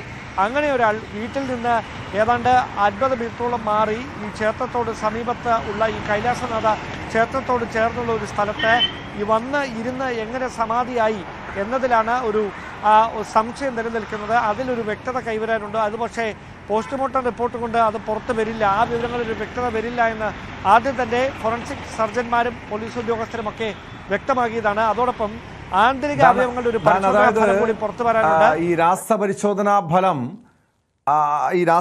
ഫലം പുറത്തു വന്നാൽ മാത്രമേ, അല്ലെങ്കിൽ ആന്തരിക അവയവങ്ങളുടെ പരിശോധനാ ഫലം പുറത്തു വന്നാൽ മാത്രമേ മരണകാരണം എന്തെന്ന് വ്യക്തമാകാൻ കഴിയുള്ളൂ. അതുവരെയും ഈ ഒരു സംശയം നിലനിൽക്കുന്നുണ്ടല്ലോ. എന്തായിരിക്കും അങ്ങനൊരു സംശയം പോലീസിനുണ്ടോ? കാരണം ഇപ്പോഴും ഒരു ദുരൂഹത പോലീസ് ഈ കേസിൽ സംശയിക്കുന്നുണ്ടോ? അതായത് മറ്റ് വശങ്ങളെല്ലാം പരിശോധിച്ച് ഈ കുടുംബാംഗങ്ങളെ അടക്കം വിശദമായി ചോദ്യം ചെയ്തതിന് ശേഷമായിരുന്നു, അവിടെ നിന്ന് മൊഴിയെടുത്തതിന് ശേഷമായിരുന്നു ഈ സമാധി സ്ഥലം പൊളിച്ച് പരിശോധിച്ചത്. പ്രാഥമികമായി ഈ വീടിനോട് സമീപത്ത് വെച്ച് തന്നെ മൃതദേഹം പുറത്തെടുത്ത് നടത്തിയ പരിശോധനയിൽ തന്നെ അവിടെ മറ്റ് അസ്വാഭാവികതകളൊന്നുമില്ല എന്ന കാര്യം വ്യക്തമായതായിരുന്നു. അവിടെ നിന്നാണ് മെഡിക്കൽ കോളേജ് ആശുപത്രിയിലേക്ക് വിശദമായ പോസ്റ്റ്മോർട്ടത്തിന് വേണ്ടി ഈ മൃതദേഹം മാറ്റുന്ന ഒരു സാഹചര്യം ഉണ്ടായത്. അവിടെയും ഈ പരിശോധനകൾക്ക് നേതൃത്വം നൽകിയ ഡോക്ടർമാർ, ഫോറൻസിക് സർജന്മാർ ആദ്യഘട്ടത്തിൽ തന്നെ ഈ പരിശോധന നടത്തിയതിനു ശേഷം ഒരു കാര്യം വ്യക്തമാക്കിയിരുന്നു. സംശയകരമായി അവശേഷിക്കുന്ന ഒരു കാര്യം മാത്രമാണ്, അത് ഭസ്മത്തിൻ്റെ അംശം വായിലും ശ്വാസകോശത്തിലും കണ്ടെത്തിയിട്ടുണ്ട്. അതാണോ ത്തിലേക്ക് നയിച്ചത് എന്ന കാര്യത്തിൽ ഒരു വ്യക്തത വരാനുണ്ട്. മറ്റു തരത്തിൽ ഒരു അവ്യക്തതകളുമില്ല, മറ്റ് അസ്വാഭാവികതകളൊന്നുമില്ല എന്ന കാര്യം നേരത്തെ തന്നെ പുറത്തു വന്നതാണ്. ഇന്ന് ഈ പോസ്റ്റ്മോർട്ടം റിപ്പോർട്ട് ഔദ്യോഗികമായി പുറത്തു വരുമ്പോൾ അവിടെ എടുത്തു പറയുന്നു, ആ വായ്ക്കുള്ളിലും ശ്വാസകോശത്തിലും ഭസ്മം ഉണ്ടായിരുന്നത് മരണകാരണമായി വ്യാഖ്യാനിക്കാനാവില്ല. അവിടെ വളരെ സ്പെസിഫിക് ആയിട്ട് തന്നെ ആ കാര്യം എടുത്തു പറയുകയാണ്. അങ്ങനെയാണെങ്കിൽ അദ്ദേഹത്തിൻ്റെ മരണം വളരെ നാച്ചുറലായി സംഭവിച്ച മരണമാണ്. പക്ഷേ ഈ കുടുംബം അവകാശപ്പെടുന്നത് പോലെ അദ്ദേഹം ആ സ്ഥലത്ത് വന്ന് ഇരുന്ന് സമാധിയായതാണോ എന്ന കാര്യത്തിൽ പോസ്റ്റ്മോർട്ടം റിപ്പോർട്ടിലൂടെ വ്യക്തത കൈവരുകയില്ല. അതിന് വിശദമായ ആ കുടുംബാംഗങ്ങളിൽ നിന്നടക്കം കാര്യങ്ങൾ ചോദിച്ചറിയേണ്ടതായി വരും. പക്ഷേ ഇതുമായി ബന്ധപ്പെട്ട ആദ്യഘട്ടത്തിൽ പരാതി ഉന്നയിച്ചവരടക്കം വ്യക്തമാക്കിയത് മരണത്തിൽ അസ്വാഭാവികത ഉണ്ടായെന്നായിരുന്നു. പക്ഷേ ഇതിനോടകം നടത്തിയ പരിശോധനകളിലൊന്നും മരണത്തിൽ അസ്വാഭാവികതകൾ ഉണ്ട് എന്ന് വ്യക്തമാക്കുന്ന ഒരു കണ്ടെത്തലുകളും ഇതുവരെ ഉണ്ടായിട്ടില്ല. അതുകൊണ്ട് ആന്തരിക അവയവങ്ങളുടെ പരിശോധനാ ഫലം കൂടെ പുറത്തു വരുമ്പോൾ ഈ ഭസ്മം ഈ ശ്വാസകോശത്തിൽ കണ്ടെത്തിയത് ഏതെങ്കിലും തരത്തിൽ അദ്ദേഹത്തിൻ്റെ മരണത്തിലേക്ക് നയിച്ചിട്ടുണ്ടോ എന്ന കാര്യത്തിൽ ഒരു പൂർണ്ണത കൈവരും. അതിനപ്പുറത്തേക്ക് അദ്ദേഹം ഈ കൈലാസനാഥ ക്ഷേത്രത്തോട് ചേർന്ന് ഇപ്പോൾ ഈ സമാധി സ്ഥലം പണിതിരിക്കുന്ന സ്ഥലത്ത് അവിടെ ചെന്നിരുന്ന സമാധിയായതാണോ മരണപ്പെട്ടതാണോ എന്ന കാര്യത്തിൽ വ്യക്തത വരണമെന്നുണ്ടെങ്കിൽ അത് വിശദമായി ആ കുടുംബാംഗങ്ങളിൽ നിന്ന് തന്നെ ചോദിച്ചറിയേണ്ടതായി വരും. പക്ഷേ ആ കാര്യത്തിൽ പരാതിയുമായി പല ആളുകളും ഡാൻ അവിടെയുള്ള ആളുകൾ അല്ലെങ്കിൽ ഹൈന്ദവ സംഘടനയിൽപ്പെട്ടവർ വിശ്വാസികൾ ഇത് എന്താണ് വിശ്വസിക്കുന്നത്? അങ്ങനെ ഒരു അദ്ദേഹം അവിടെ ചെന്ന് സമാധിയായി എന്ന് തന്നെയാണോ വിശ്വസിക്കുന്നത്? അതോടൊപ്പം അറിയേണ്ടത് ഈ സമാധി സ്ഥലത്ത് ഇപ്പോഴും അവിടെ നിരവധി ആളുകൾ തീർത്ഥാടന കേന്ദ്രമായി മാറ്റുമെന്ന് ഹൈന്ദവ സംഘടനകൾ പറയുന്നു. അവിടെ ഇപ്പോഴും ഈ ഒരു ഭക്തരുടെ അല്ലെങ്കിൽ ഈ സമാധി സ്ഥലം കാണാൻ വരുന്നവരുടെ ഒരു ഒഴുക്ക് ഇപ്പോഴും അവിടെ ഉണ്ടോ?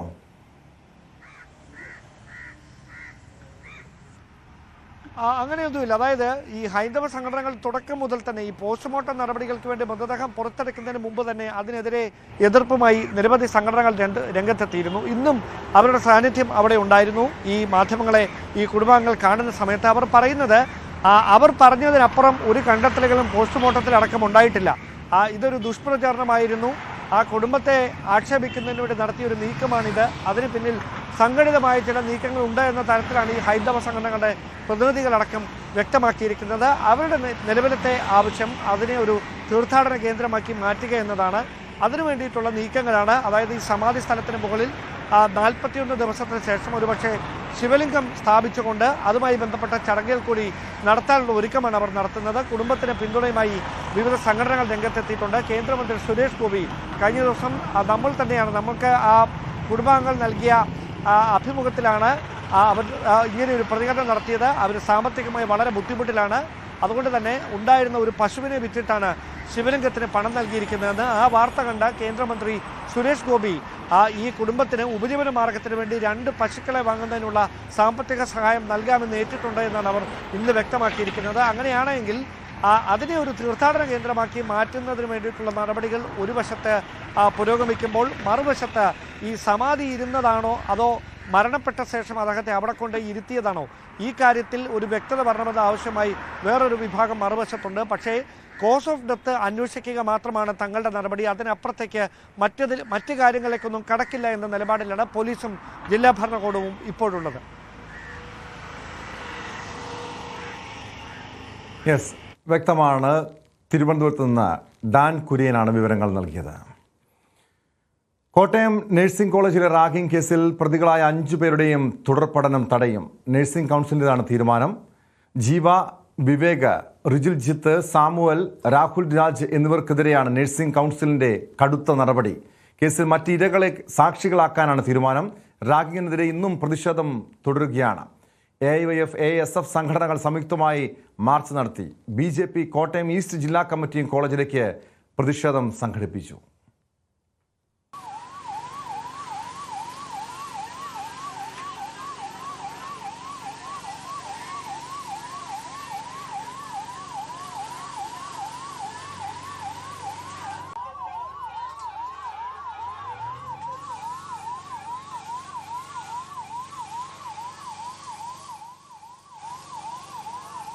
ശ്രീജിത്ത് ചേരുന്നു കോട്ടയത്ത് നിന്ന് വിശദാംശങ്ങളുമായി. ശ്രീജിത്ത്, വലിയ രീതിയിലുള്ള പ്രതിഷേധം ഈ നഴ്സിംഗ് കോളേജിലെ റാഗിങ്ങിനെതിരെ ഉയരുന്നുണ്ട്. വിവിധ സംഘടനകൾ, വിദ്യാർത്ഥി യുവജന സംഘടനകളടക്കം പ്രതിഷേധവുമായി അവിടേക്ക് എത്തുന്നു. അതിനിടെ പോലീസിൻ്റെ അന്വേഷണം എങ്ങനെയാണ് ഈ കേസിൽ പുരോഗമിക്കുന്നത്? അതായത് കേസിൽ എത്ര ഇരകളുണ്ട്? പ്രതികൾ 5 പേർ മാത്രമാണെന്ന് പറയുന്നു. കൂടുതൽ ഇരകളുണ്ടോ? മറ്റ് ഇരകളെ, അതായത് നമ്മൾ ആ ദൃശ്യങ്ങളിൽ കണ്ട വിദ്യാർത്ഥിക്കാണ് ക്രൂരമായ പീഡനം ഏൽക്കേണ്ടി വന്നത്. മറ്റ് ഇരകളെ സാക്ഷികളാക്കാനുള്ള തീരുമാനം, അത്തരമൊരു തീരുമാനത്തിലേക്ക് എന്തുകൊണ്ടാണ് പോലീസ് നീങ്ങുന്നത്?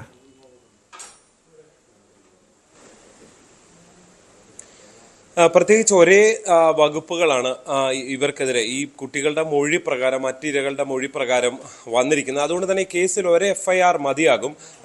ഇതിന് സമാനമായ ഇരകളായവരെ സാക്ഷിപ്പട്ടികയിൽ ഉൾപ്പെടുത്തി മുന്നോട്ട് പോകാമെന്നതാണ് പോലീസിന് നിയമപരമായി ലഭിച്ചിരിക്കുന്ന ഉപദേശം. അതിന്റെ അടിസ്ഥാനത്തിലാണ് ഒരു FIR മതി എന്നും ഈ ബാക്കി 5 പേരെ സാക്ഷികളാക്കാം എന്നും തീരുമാനിച്ചിരിക്കുക. തീർച്ചയായും സാക്ഷികൾ ഈ ഒരു കൃത്യത്തിൽ വളരെ പ്രധാനപ്പെട്ടതാണ്. അതായത് കുറ്റകൃത്യത്തിൽ നേരിട്ട് കണ്ട ദൃക്സാക്ഷികൾ എന്ന നിലയിൽ അത് വളരെ പ്രധാനപ്പെട്ടതാണ്. ആ നിലയിൽ കേവലം ഒരാളുടെ മാത്രം അനുഭവമല്ല, കൂടുതൽ ആളുകൾക്ക് സമാനമായ അനുഭവമുണ്ട് എന്ന് ഒരു കേസിൽ ഒരു കുറ്റപത്രത്തിൽ ചൂണ്ടിക്കാണിക്കുമ്പോൾ ആ കേസിന് പ്രാധാന്യം കൂടുകയാണ് എന്ന് പോലീസ് വിലയിരുത്തുകയും ചെയ്തിട്ടുണ്ട്. എന്തായാലും ഇതിനകം തന്നെ തെളിവുകൾ നിരവധിയുണ്ട്. നേരത്തെയൊക്കെ ആദ്യമൊക്കെ പുറത്തു വന്നതിൽ നിന്ന് വ്യത്യസ്തമായി ഈ ഇരകളുടെ മൊബൈൽ ഫോണിൽ തന്നെയാണ് ഇവർ ചിത്രീകരിച്ചത്. കാരണം ഏതെങ്കിലും ഘട്ടത്തിൽ ഇത് പുറത്തു പോയാൽ അത് ഇരയുടെ മൊബൈലിൽ ചിത്രീകരിച്ചതാണ് എന്ന് വരുത്തി തീർക്കാൻ ഇരയുടെ മൊബൈലിൽ തന്നെയാണ് ഈ പീഡന ദൃശ്യങ്ങൾ ചിത്രീകരിക്കുന്നത്. അതിനുശേഷം ചില മൊബൈലുകളിലേക്ക് ഇത് അയക്കുകയും ചെയ്തിട്ടുണ്ട്. എന്തായാലും നിലവിൽ ഈ 5 പ്രതികൾ എന്ന നിഗമനത്തിൽ തന്നെ പോലീസ് എത്തുകയാണ്.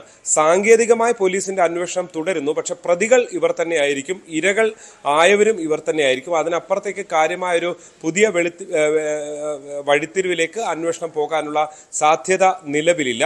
പോലീസിനെ സംബന്ധിച്ച് മൊഴിയെടുപ്പുകൾ തുടരുന്നു. സാങ്കേതികമായ അന്വേഷണ ക്രമങ്ങൾ മാത്രം ഇനി ബാക്കിയാണ്. ടോം. തീർച്ചയായും ഇതോടൊപ്പം ഇന്ന് നഴ്സിംഗ് കൗൺസിലിൻ്റെ ഒരു തീരുമാനം വന്നിരുന്നല്ലോ. ഈ പ്രതികളായിട്ടുള്ള 5 പേരുടെയും തുടർ പഠനം റദ്ദാക്കാനുള്ള നീക്കത്തിലേക്ക് കാര്യങ്ങൾ നീങ്ങുന്നു. അതായത് ഇന്നലെ തന്നെ ആരോഗ്യമന്ത്രി ഇത്തരം കാര്യങ്ങൾ സൂചിപ്പിച്ചതാണ്. മാത്രമല്ല പ്രിൻസിപ്പലിൻ്റെ ചാർജുള്ള അധ്യാപികയ്ക്കെതിരെ നടപടി സ്വീകരിക്കുന്നു. അതോടൊപ്പം ഈ വിദ്യാർത്ഥികൾക്കെതിരെ നടപടി ഉണ്ടാകുമെന്ന് വ്യക്തമാക്കിയിരുന്നു. ഇതിൽ വീഴ്ച വരുത്തിയ കോളേജിലെ അധ്യാപകർക്കെതിരെ ഉൾപ്പെടെ നടപടി ഉണ്ടാകുമോ ശ്രീജിത്ത്?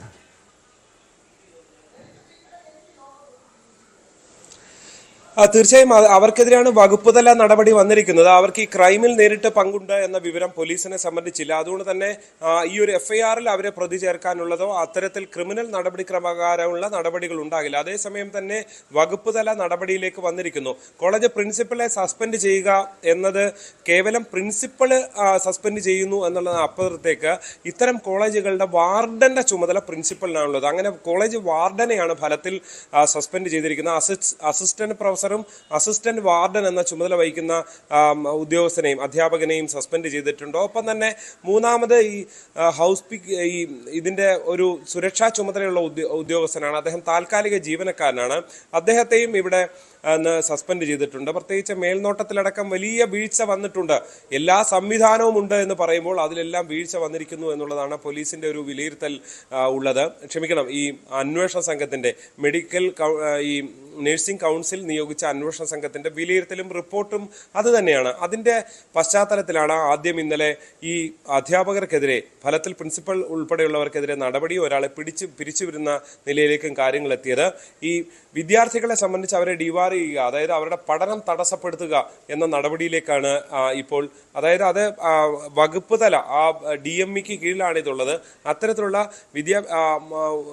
വകുപ്പ് തല നടപടി എന്ന നിലയിലാണ് അത് വരുന്നത്. അതായത് ഒരു വശത്ത് ക്രിമിനൽ നടപടി പ്രകാരമുള്ള നടപടികൾ ഒരു വശത്ത് വരുന്നു, മറുവശത്ത് വകുപ്പ് തല നടപടികളും വരുന്നു.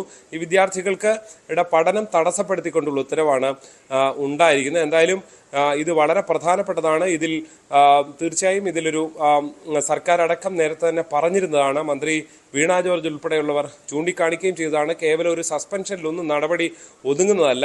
ഈ പ്രത്യേകിച്ച് ഈ അധ്യാപകരെ പ്രിൻസിപ്പലിനെ അടക്കം സസ്പെൻഡ് ചെയ്തിരിക്കുന്നു. പക്ഷെ അതിലേക്ക് ഒതുങ്ങില്ല. അതിനപ്പുറത്തേക്ക് ഒരുപക്ഷെ കൂടുതൽ അച്ചടക്ക നടപടികൾക്കുള്ള സാധ്യതയും നമുക്ക് പ്രതീക്ഷിക്കേണ്ടി വരുന്നു, ആരോഗ്യമന്ത്രിയുടെ വാക്കുകൾ വിശ്വസിച്ചാൽ.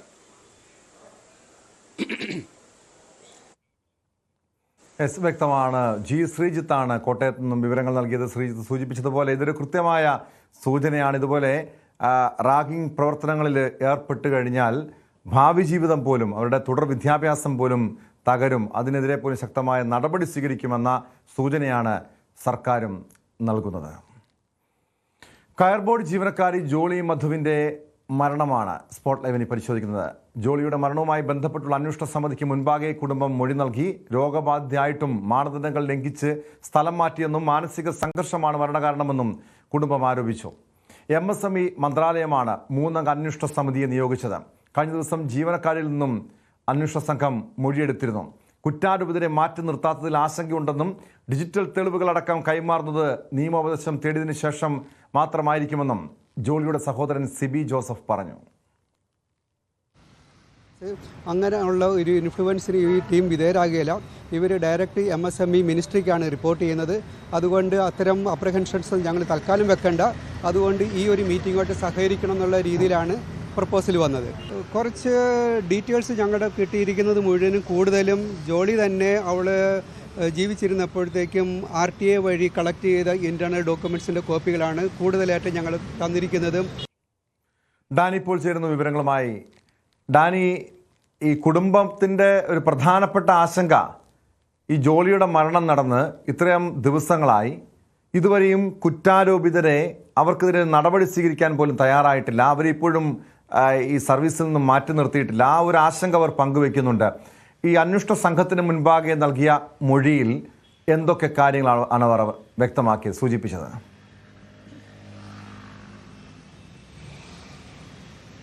ടോമെ, പ്രധാനമായും അവർ പറയുന്നത് ഈ അനാരോഗ്യം, അതായത് ഈ ഒരു ക്യാൻസർ അതിജീവിതയാണ്. മാത്രമല്ല വല്ലാതെ ആരോഗ്യപരമായ കാര്യങ്ങൾ, വല്ലാത്ത വൈഷമ്യങ്ങൾ നേരിട്ടുകൊണ്ട് കടന്നു പോകുന്ന ഒരാളാണ്.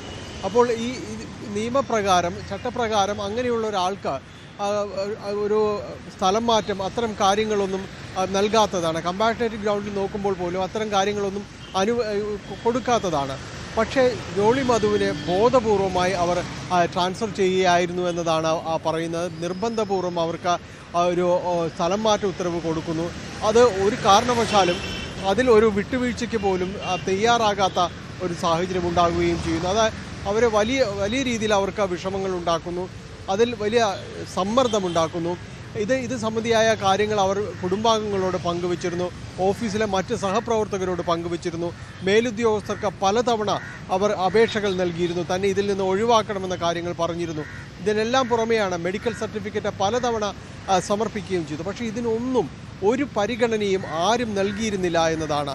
അങ്ങനെയാണ് അവരെ മസ്തിഷ്ക രക്തസ്രാവം ഉണ്ടാവും, മരണത്തിലേക്ക് നീങ്ങുകയും എല്ലാം ചെയ്യുന്നു. അപ്പോൾ ഈ കുടുംബാംഗങ്ങൾക്ക് ബോധ്യമായ കാര്യങ്ങളാണ്, അവർക്ക് മാനുഷികമായ പരിഗണന പോലും നൽകാതെയാണ് അവരുടെ കാര്യങ്ങൾ അവിടെ ഉദ്യോഗസ്ഥ തലത്തിൽ തീരുമാനിച്ചിരുന്നത് എന്നത് ഇതിനെ തെളിവാകുന്ന രീതിയിലുള്ള അവരുടെ ഓഡിയോ സന്ദേശങ്ങളുണ്ട്, കത്തുകളുണ്ട്. ഇത്തരം കാര്യങ്ങളെല്ലാം അവർ അന്വേഷണ സമിതിക്ക് മുൻപാകെ കൊണ്ടുവന്നിട്ടുണ്ട്. പക്ഷേ ഇത് കൈമാറുന്ന കാര്യത്തിൽ അവരുടെ നിയമവിദഗ്ധരുമായി ആലോചിച്ച ശേഷമാണ് തീരുമാനമെടുക്കുക എന്ന് പറയുന്നു. ഒപ്പം തന്നെ ഈ കുടുംബത്തിന് സമിതിയെ വിശ്വാസമില്ല എന്നവർ വ്യക്തമാക്കിയിരുന്നതാണ്. കാരണം ഇത് ഉദ്യോഗസ്ഥ തലത്തിലുള്ള ഒരു സമിതി മാത്രമാണ്. MSME മന്ത്രാലയം ഉത്തരവിട്ട പ്രകാരം കയർ ബോർഡ് DDGയുടെ നേതൃത്വത്തിലുള്ള ഒരു 3-അംഗ സമിതി മാത്രമാണിത്.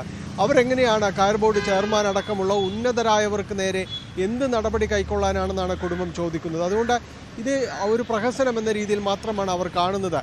വലിയ രീതിയിൽ വിവാദങ്ങളുണ്ടായ സാഹചര്യത്തിൽ ഒരു അന്വേഷണ സമിതിയെ നിയോഗിച്ചു, അത്രമാത്രം ഈ കാര്യങ്ങളിൽ ഉള്ളൂ എന്നാണ് ഒരു സ്വതന്ത്രമായ സമിതി ഇതിന് വേണമെന്ന് അവർ പറയുകയും കയർ ബോർഡിൽ നിന്നും മന്ത്രാലയത്തിൽ നിന്നും ഇവിടുത്തെ നിയമവ്യവസ്ഥയിൽ നിന്നും തങ്ങൾക്ക് നീതി കിട്ടില്ല എന്നാണോ ഈ കുടുംബം, ജോളിയുടെ കുടുംബം കരുതുന്നത്? കാരണം ഡാനി സൂചിപ്പിച്ചതുപോലെ ഈ കുടുംബത്തിൻ്റെ ആശങ്ക പോലെ തന്നെ അവർ പങ്കുവെക്കുന്നത് പോലെ ഈ കുറ്റാരോപിതരെ ഇതുവരെയും മാറ്റി നിർത്തിയിട്ടില്ല. അതായത് ഈ ഉന്നത ഉദ്യോഗസ്ഥരെ സംരക്ഷിക്കുന്ന നിലപാടാണോ ഇപ്പോഴും അധികൃതർ സ്വീകരിക്കുന്നത്?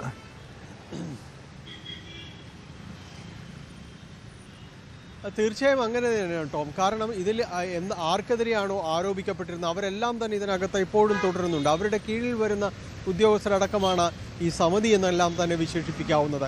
അങ്ങനെ വരുമ്പോൾ എങ്ങനെയാണ് ഇതിൽ അന്വേഷിച്ച് നടപടിയെടുക്കാൻ കഴിയുക? അവർക്ക് എന്ത് ശുപാർശയാണ് ഇതുമായി ബന്ധപ്പെട്ടുകൊണ്ട് നൽകാൻ കഴിയുക എന്ന് കുടുംബം ചോദിക്കുന്നുണ്ട്. തികച്ചും ന്യായമായ ചോദ്യം തന്നെയാണത്. ഇപ്പോൾ കുടുംബത്തിന് നൽകിയിരിക്കുന്ന ഒരു ഉറപ്പ്, ഈ റിപ്പോർട്ട് കേന്ദ്ര സർക്കാരിന് നേരിട്ട് സമർപ്പിക്കുമെന്നതാണ്. അതിലവർ വിശ്വസിക്കുന്നു. ഇങ്ങനെ ഒരു അന്വേഷണ സമിതിയെ പൂർണ്ണമായും നിരാകരിക്കുകയല്ല, അതിനോട് സഹകരിക്കുകയാണ് വേണ്ടത്. അതവർ അനുസരിക്കുകയും ചെയ്യുന്നുണ്ട്. അവർക്ക് നൽകിയിരിക്കുന്ന ഉറപ്പ് കേന്ദ്ര സർക്കാരിന് മുന്നിൽ ഇത് നേരിട്ട് സമർപ്പിക്കുമെന്നാണ്. അതുകൊണ്ടാണ് അവർ ഇതിലെ സഹകരിക്കാൻ തയ്യാറായത്, ഇപ്പോൾ മൊഴി നൽകാൻ തയ്യാറായതുമെല്ലാം അതിൻ്റെ കൂടി അടിസ്ഥാനത്തിലാണ്. പക്ഷേ മുഴുവൻ തെളിവുകളുടെയും അസൽ രേഖകൾ കൈമാറാൻ അവർ തയ്യാറല്ല. കാരണം അവരൊരു കൃത്യമായൊരു നടപടി ഇതിൽ നിന്നുണ്ടാകുമെന്നുള്ള ഒരു സംശയം ബാക്കി നിൽക്കുന്നുണ്ട്. അതുകൊണ്ട് തന്നെയും ഇതെല്ലാം തന്നെ സൂക്ഷിക്കേണ്ടതുണ്ട്. നിയമം അനുസരിച്ച് നിയമ ഉപദേശത്തിൻ്റെ അടിസ്ഥാനത്തിൽ മാത്രമേ അവർ പ്രവർത്തിക്കൂ എന്ന് വ്യക്തമാക്കുകയും ചെയ്യുന്നുണ്ട്. എന്തായാലും ഈ സംഭവത്തിൽ കയർ ബോർഡിൽ ചില നടപടികൾ ഉണ്ടാകുമെന്നൊരു സൂചനകളുണ്ട്. പക്ഷേ ഇത് റിപ്പോർട്ട് പൂർത്തിയാക്കണം.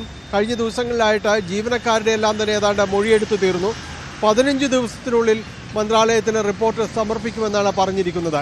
ഇതിനുശേഷം ഈ റിപ്പോർട്ടിൻ്റെ ഗതി എന്താണ്, അതിൽ നടപടികൾ ഉണ്ടാകുമോ എന്നതെല്ലാമാണ് ഇനി അറിയേണ്ടത്. കുടുംബം പറയുന്നത് പോലെ, അവരെ ആശങ്ക പ്രകടിപ്പിക്കുന്നത് പോലെ ഇതിൽ നടപടികൾ ഉണ്ടാകില്ല, അത് വെറുതെ നാമമാത്രമായി അവസാനിക്കുക മാത്രമാണ് ഉണ്ടാകുക എന്നതാണ് അവർ പറയുക. എന്തായാലും അത്തരം കാര്യങ്ങളിൽ ഈ റിപ്പോർട്ട് സമർപ്പണം കൂടിയാണ് ഇനി വേണ്ടത്. ഈ കേസിൽ നടക്കുന്നുണ്ടോ? പോലീസ് ഈ കുടുംബാംഗങ്ങളുടെയും സഹപ്രവർത്തകരുടെയും ഉന്നത ഉദ്യോഗസ്ഥരുടെയും ഒക്കെ മൊഴി രേഖപ്പെടുത്തിയിട്ടുണ്ടോ?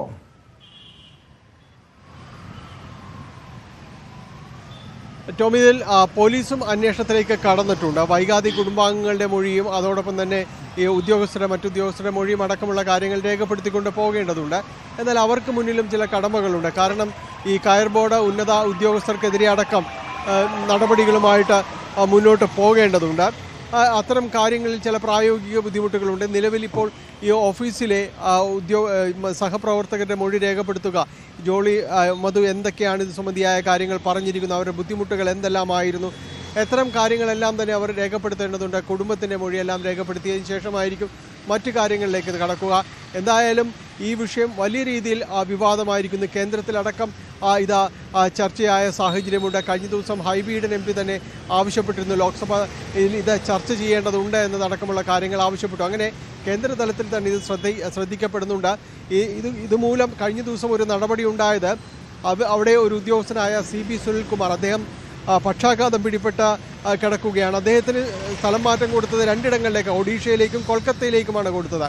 അദ്ദേഹത്തിന് ലീവ് അനുവദിക്കാത്ത സാഹചര്യം, ശമ്പളം തടഞ്ഞു വയ്ക്കുകയായിരുന്നു.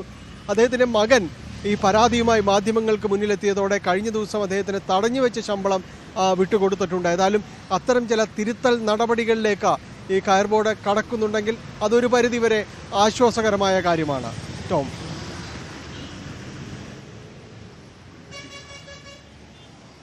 വ്യക്തമാണ്. കൊച്ചിയിൽ നിന്ന് ഡാനി പോളാണ് വിവരങ്ങൾ നൽകിയത്. കയർ ബോർഡ് ജീവനക്കാരി ജോളി മധുവിൻ്റെ മരണവുമായി ബന്ധപ്പെട്ടുള്ള അന്വേഷണ സമിതിക്ക് മുൻപാകെ കുടുംബം മൊഴി നൽകിയിട്ടുണ്ട്. രോഗബാധിതയായിട്ട് മാനദണ്ഡങ്ങൾ ലംഘിച്ച് സ്ഥലം മാറ്റിയെന്നും മാനസിക സംഘർഷമാണ് മരണകാരണമെന്നുമാണ് കുടുംബം ആരോപിക്കുന്നത്. സ്പോട്ട് ലൈവ് പൂർണ്ണമാകുന്നു. നമസ്കാരം.